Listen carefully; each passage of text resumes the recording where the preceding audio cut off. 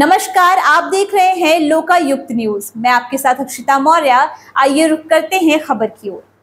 आज संविधान दिवस के अवसर पर राष्ट्रपति द्रौपदी मुर्मू संसद के संयुक्त सत्र को संबोधित किया। ये संयुक्त सत्र संसद के सेंट्रल हॉल में आयोजित हुआ। मंगलवार को देश में संविधान लागू होने के 75 साल पूरे हो गए हैं। इस दौरान राष्ट्रपति मुर्मू ने संविधान दिवस के अवसर पर विशेष स्मारक सिक्का भी जारी किया। साथ ही राष्ट्रपति ने एक विशेष डाक टिकट भी जारी किया। संविधान दिवस के अवसर पर राष्ट्रपति द्रौपदी मुर्मू, पीएम मोदी, उपराष्ट्रपति ने संस्कृत भाषा में संविधान के प्रति का विमोचन भी किया।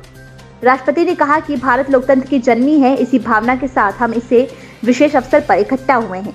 हमें उन अधिकारियों के अमूल्य योगदान को भी याद रखना चाहिए जिन्होंने नेपथ्य में रहकर काम किया और देश के संवैधानिक मूल्यों को मजबूती दी, जिनमें प्रमुख भूमिका BN राव की थी, जो संविधान सभा के सलाहकार थे। आगामी 26 जनवरी को हम अपने गणतंत्र की 75वीं वर्षगांठ मनाएंगे। ऐसे समारोह हमारी राष्ट्रीय एकता को दर्शाते हैं। हमारे संविधान सभा में देश के विभिन्नता में एकता प्रदर्शित होती थी। आज जिन पुस्तकों का विमोचन किया गया, उनमें लोगों को हमारे संविधान निर्माण के गौरवशाली इतिहास के बारे में पता चलेगा। हमारा संविधान कई वर्षों की मेहनत से बना, लेकिन यह हमारी आजादी की लड़ाई का परिणाम था। संविधान में भारत के आदर्शों, न्याय, स्वतंत्रता और समानता को भी परिलक्षित किया गया है। राष्ट्रपति ने कहा कि संविधान की भावना के अनुसार कार्यपालिका, विधायिका और न्यायपालिका का दायित्व है कि वे लोगों की भलाई के लिए मिलजुल कर काम करें। देश के आर्थिक एकीकरण के लिए GST लागू किया गया। नारी शक्ति वंदन अधिनियम से एक नए युग की शुरुआत की गई। सरकार ने सभी वर्गों, खासकर पिछड़े वर्गों की भलाई के लिए कई कदम उठाए हैं।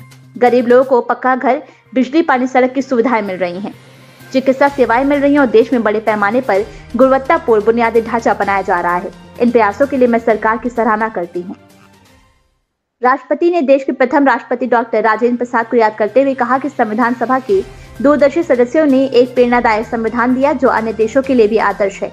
डॉक्टर राजेंद्र प्रसाद ने आज ही के दिन कहा था कि संविधान को जीवंत बनाए रखना उन लोगों पर निर्भर करता है जो उनका संचालन करते हैं। जो संविधान में नहीं लिखा जाता, उनका संचालन परंपराएं करती हैं। अब 3/4 संविधान यात्रा के बाद देश ने उल्लेखनीय सफलता हासिल की है। आने वाली पीढ़ियों को इन सफलताओं से अवगत कराना जाना चाहिए। इस खबर में बस इतना ही। बने रहिए लोकायुक्त न्यूज के साथ।